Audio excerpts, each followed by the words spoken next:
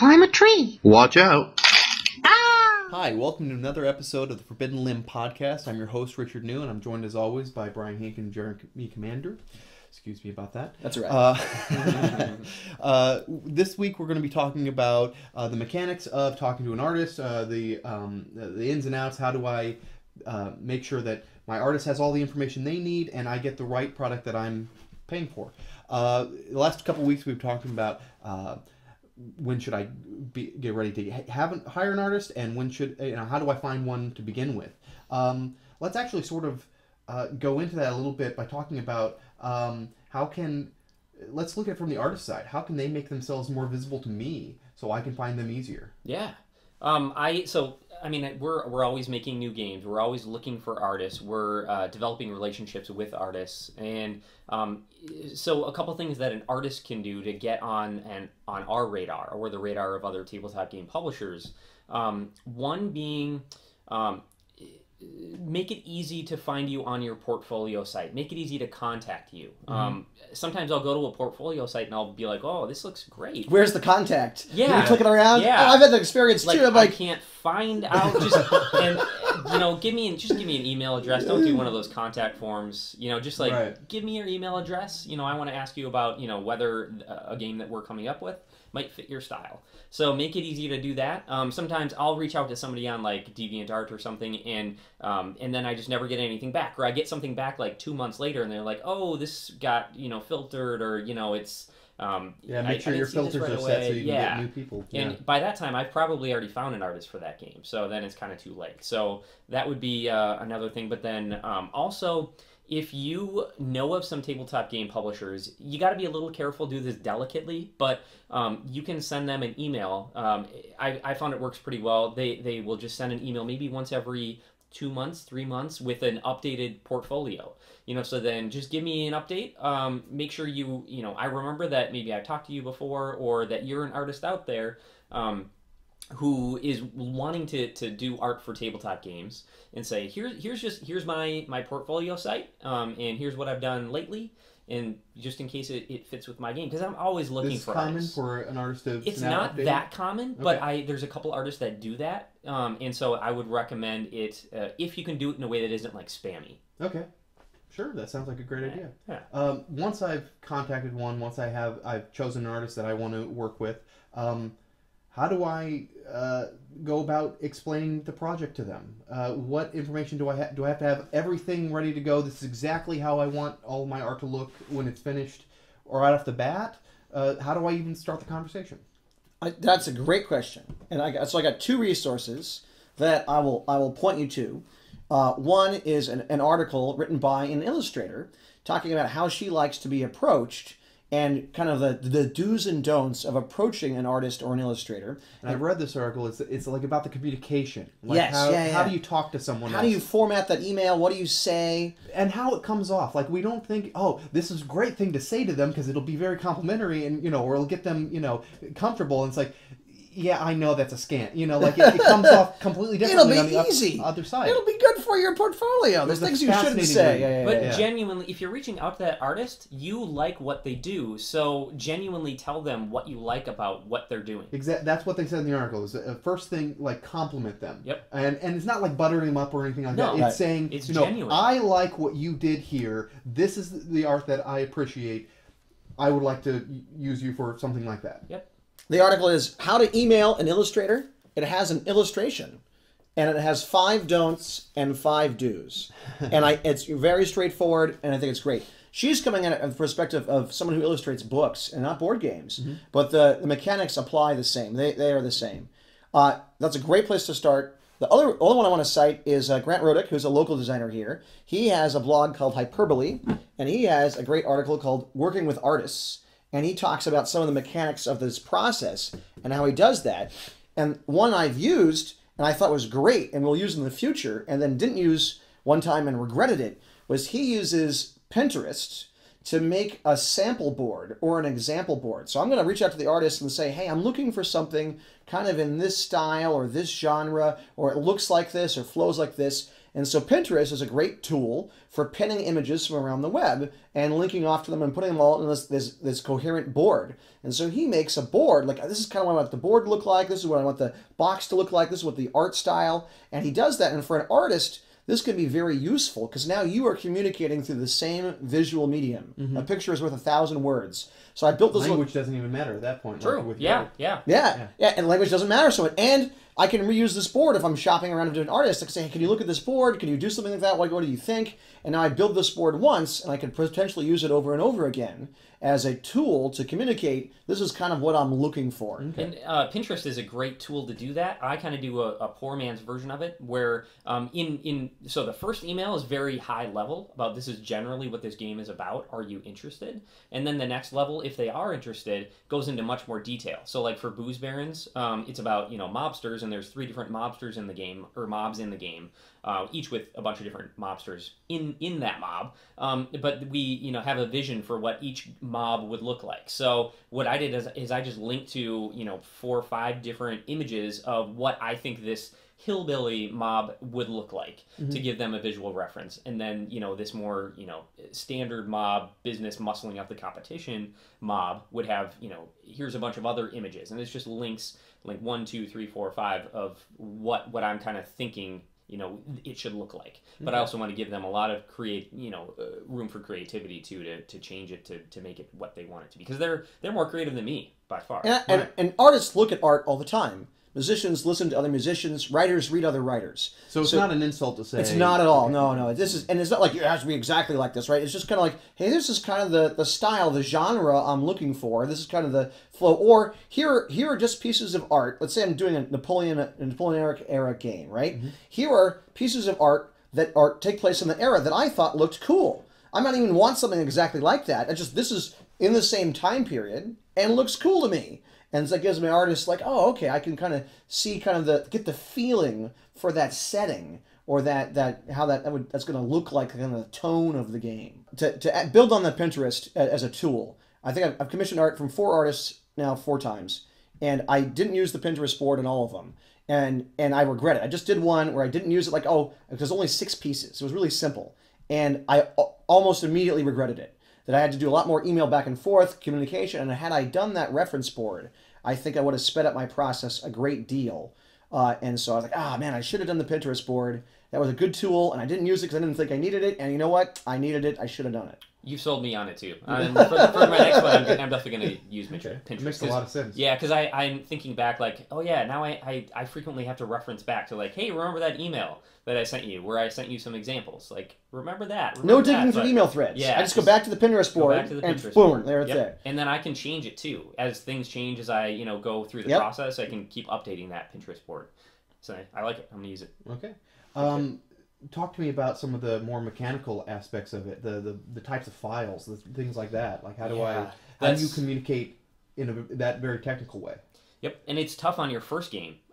So what you can do to help with that is know what format your printer. You have to have the printer up front though too. So who's going to manufacture your game? Who's going to print your game? Find out what file format they need, because if you can tell your artist that up front, then they can probably put it into that format, or a format that's going to be easy to put it in there, because that is a really common way to greatly delay your schedule in making a game. It's happened to us before. I hear stories of other publishers who have to go through it too, where they get all the art done and they're excited to like, all right, let's print, but nope, it's in the wrong format, and now it's potentially weeks of time converting that art into the right format. Whether it's a template that you'll get a template from the manufacturer that says, here's what each card looks like, here's what the box needs to look like, and it's got cut lines and bleed lines on it too that you need to stay within. And so if you can give more of that information to your artist up front, you can save tons of time later on. But more importantly, it's the file format. Is it okay to just do it in Photoshop? Or do you need to use InDesign or Illustrator to do certain pieces of it? And an artist is probably gonna an experienced artist will be able to use multiple different tools. They'll have those. They'll use them. They'll use the right tool for the job. But if you tell them that it needs to be in an InDesign format from the beginning, then they can do it from the beginning and save you time. Okay, seems very helpful. Yeah. Anything to add? there. Should we go into more detail about RGB versus CMYK? What a bleed line is? Sure. What a cut mark is? Well, we've talked about bleed lines before, but in case... So a bleed line is what part of your card may not show up. It's the margin. So if you think of any trading card game, like Magic, there's a border around the outside of the card, because when the press sheet goes through, it may shift a little bit back and forth, and what that means is the card may not be always cut dead center. And so this black border around the outside, this is like, hey, your artwork should only go this far, and this area is the bleed, and they can bleed off the side, so that the black actually goes a little farther. So if the card is miscut a little bit, I don't see white, or I don't see the paper stock. I still see the black bleeding off. And or I don't lose part of my picture. Or I don't lose part of my picture. So it's very important, whether you're doing print on demand with a Game Crafter or drive-through cards, or you're going to China, it's very important to understand what that bleed line is. Okay. What are the other things that you were talking about? Yeah, so the other big one that artists don't always realize is the difference between, game designers, is RGB and CMYK color. And what that does is, in the world, there are this many colors. We, as humans, can see this many colors. There's some ultraviolet things we cannot see that insects can and other things. So we can see this many colors. Your computer monitor, out of light waves, can replicate pretty close to what we can see in the real world. Lots of colors. And that's done through red, green, and blue light waves, RGB colors, shooting light waves or pixels of different colors. In the real world, we have to make things out of ink. Even with all our technology, we have to grind something up to make a black ink or a green ink, or you combine some chemicals, and we cannot make colors as vibrant with ink as we can with light. So, and the other thing we want to do is, imagine I want to print this black border.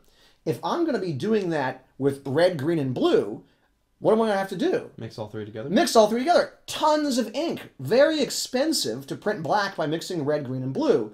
So instead, presses and print shops, they use CMYK color. There's a dedicated black that just prints black because we use it so much. And then there's a cyan, a magenta, and a yellow that make up all the other colors. And if I convert from RGB to CMYK, my colors will shift. They do not look the same on paper as they do on the screen. And the printer doesn't want me to send them an RGB Photoshop file because they know it's not going to look right and you're going to be unhappy. It needs to be converted into CMYK ahead of time so you get a better idea of what it's going to look like. Hopefully your artist knows how to do that. If not, you're going to have to learn how to do that as the designer, prepping your files, or you're going to have to pay your graphic designer to do that for you. Okay. And if you use an artist who isn't used to doing tabletop games, they might not know that. And Correct. They might not even know that it's going to be an issue when you actually have to send it to a printer and have it manufactured. Maybe they're an internet-only artist, and they only do digital stuff online. They Yep. haven't done print before. Yep. One of the things that we should probably talk about is, how do I fix things afterward that, like I've contracted them for, design this art, and then something doesn't turn out exactly right. I mean, you've recently had this experience with New Salem. The art was great. I love that art. It was beautiful. But I think there was some little issues with, how it got put together with the final cards, right? Yep. There was. Yeah, there were some changes we had to make, and quite a few of them. But that's a little bit different because, so he didn't charge to make those changes because. He was getting we paid him a lot of money up front, but then also he was getting royalty too on the game. Okay. So he wants that game to be successful so that he makes more money on royalty, and just because he wants what he puts out there to look as good as possible. So he did it on his own, for free. But it's something that you should definitely put into a contract. Every single time, even if you think they might do it for free, but you need to say up front how many revisions. Usually you can do like maybe 2 revisions, sometimes only 1, where they will do that maybe for free. But then afterwards, what happens? And so then that's where you usually want to have a, put in some kind of hourly rate. An artist, a professional artist who has done this before, will be able to quote their hourly rate. Okay. They say, hey, if you want to make changes after the fact, let's say I did my art and then I noticed a gameplay mistake. In playtesting, I hadn't come up before, and I've got to change this card. I'm like, oh, dang it, and I already paid for the art for that. I've already kind of laid it out, and so now I need to change something, or I need to add an image, or change an image. Then I need to know what the hourly rate is. I'm going to pay the artist to make those after-the-fact changes. So basically, our contract is pretty much complete, but now I want to make additional changes or add additional things on top of that. I need to know what their hourly rate is to do that.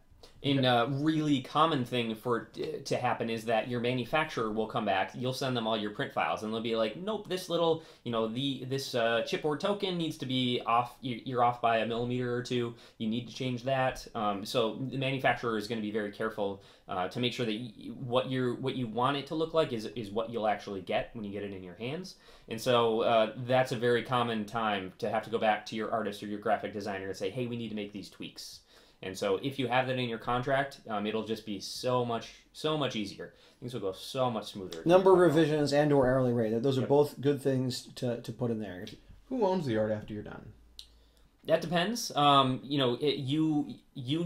Usually you will say any games, any expansions, any future editions of the game. I own that art, and I can do whatever I want with it. What we do is we let them keep the originals to sell, so they can actually sell the originals. Make some money. Sometimes if they're doing physical. Yeah, that's physical true. art, not digital Sometimes they only need to do digital art, but usually they do a physical version too. That they, at least so far. I guess I would say usually, right, so far. Selling their original sketch. Yep, exactly. Okay. Yep. So then they can. It's just kind of a benefit that we give to our artists to be able to do that. So they could go to a convention, and I could sell a poster of the good cop from Good Cop Bad Cop if I was the artist. Yep. I can't sell the game, and I can't sell that art into another game, but I could make a poster or something like that of that. But as a publisher, you'll want to keep the art. You'll want to own that art. That makes sense. Let's sort of wrap up by talking about something that you just had a little bit of experience with. Having part of your Kickstarter program was in the Good Cop Bad Cop expansion, Bombers and Traders, was to have someone's image in the game. People could buy. Put yourself in the game. Yeah. Their own face on a card. Yep. So that has to happen after the Kickstarter thing. You've got to have I'm sure you've got to talk to your artists and make sure that they're willing to do this additional work after they've done most of the work leading up to the game. Tell us about some of your experiences with that.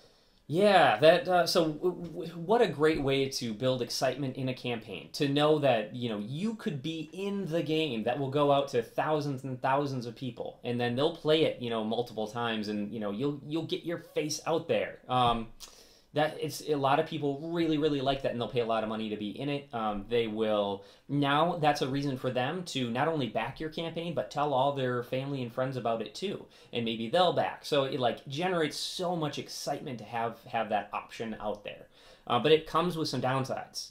One being, now the campaign finishes. Now you have to make all this art, and your artist might be busy doing other things. They might get drafted into the military.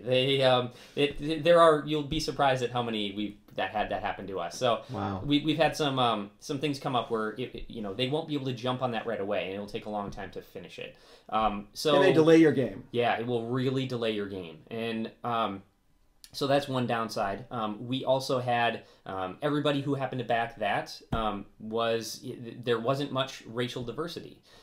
There was a surprising amount of gender diversity, but not racial diversity. And so now we have a game out there that some people won't be happy with because of that. Fairly whitewashed. Exactly, It was. Yep. So.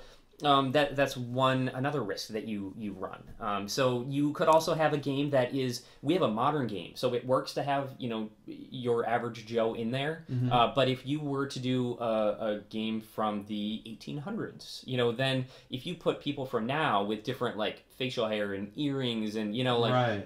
and hairstyles, it can really take the player out of the experience, the theme of the game.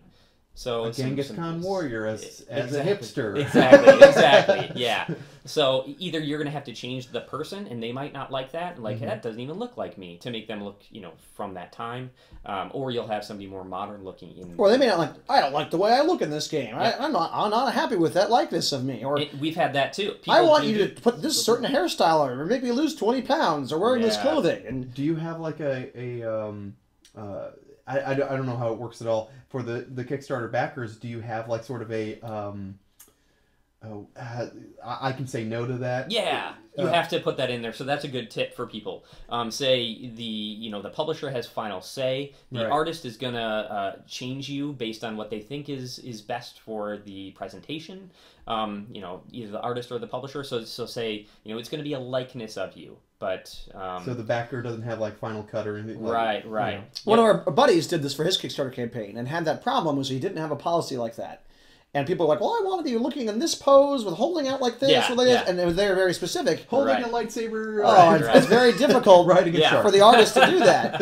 Yeah. So, Brian, I think it's going to be a lot of the cons of putting yourself in the game. I want, as the backer perspective, as the super backer, I want to give you the pros. Go for it. So the pros are, I see this done a lot in games. You can actually charge a lot to put yourself in the game. I've seen some games charge $500 to be on a card in the game and sell out that pledge level in like minutes. So depending on the popularity of the game, you can charge Brian. I thought Brian went too cheap. He charged like $150 to be in the game. I was like, no, you should $125. You should charge $250 at least to be in the game, because then if it doesn't sell, well, he doesn't have to deal with the hassle. But if he does, he got enough money to make it worth the hassle, worth the delay, worth the risk. Worth the How risk. much money is it worth to have that risk? Yeah. So depending on how known you are and the level of your game and where you think it's going, and Brian also did his in waves. He didn't do it all up front. So he tested the water with a few of them. That sold out how fast? The first one was 5 minutes. In 5 minutes. Yeah. Priced it too low. Yeah. And the second one, how fast did that sell out? I think that was a couple hours. I'm not sure exactly. Couple hours. Yeah. But that brought hundreds of extra dollars into his Kickstarter campaign. If I charged $250 a pop to be in my game, and I had 10 of those, that's a couple extra $1,000 to pay for my artwork and pay for my production. Or make the game better. Improve the components. Or make the game better. Or to make my art more diverse. So instead of having the same generic guy on 10 cards, maybe I'm going to have 10 variant guys. I couldn't afford to pay my artist to draw 10 portraits because it's just too expensive. I was going to buy one portrait and just color code them or flip them or something like that. And now I can afford to have 10 portraits. Or I can have more uniqueness. I can have more art because the backers are paying for that art. And as a publisher, do you need that money? Do you need that money Yeah. to make this game? Or are you going to make this either way? Are you going to easily fund your campaign? You Is should that price it money smart. important? The amount you charge should be based on your artist's hourly rate. What are you going to pay the artist to complete that? And how long do you think it is for each sketch? So how complex is the art? Cartoon art is faster versus really detailed art. Or I might even say, I've seen some games sell a silhouette. The silhouette of you is going to be in the game. Right. Which is really easy. You could do that too. And then you have to know your artist hourly rate. Artist hourly rates can be like $30, or that your artist might charge $100, $150 an hour. And like, well, it takes me 4 hours to make a portrait, and I'm $100 an hour. You're like, dang, I'd have to charge $400 to sell that pledge level. But I do see these sell out on Kickstarter all the time, and they do seem like it's a fun way to engage your backers and raise more money. Okay. All right. Well, thank you guys for discussing with us the mechanics of how to talk to an artist, how to all the ins and outs of getting that art ready for your game. So this sort of concludes this trilogy of episodes about art. We'll be back with a new topic next time. I've been your host, Richard New, and I'm here as always with Brian Hink and Jeremy Commander. If you want to contact us, have any ideas, you can always leave a note in the comments below, or you can always come to us at bgg.com and look for the Forbidden Limb. Until next time, I'll see you across the table someday. Thanks so much for watching the Dice Tower videos. Find more great videos and reviews, as well as our top-rated audio podcast at Dicetower.com. You can also find other great shows at DicetowerNetwork.com. I'm Eric Summerer, and you've been watching The Dice Tower. The Dice Tower is sponsored by Cool Stuff Inc., where you can find great games for great prices. Cool stuff in stock. Check them out at CoolStuffInc.com.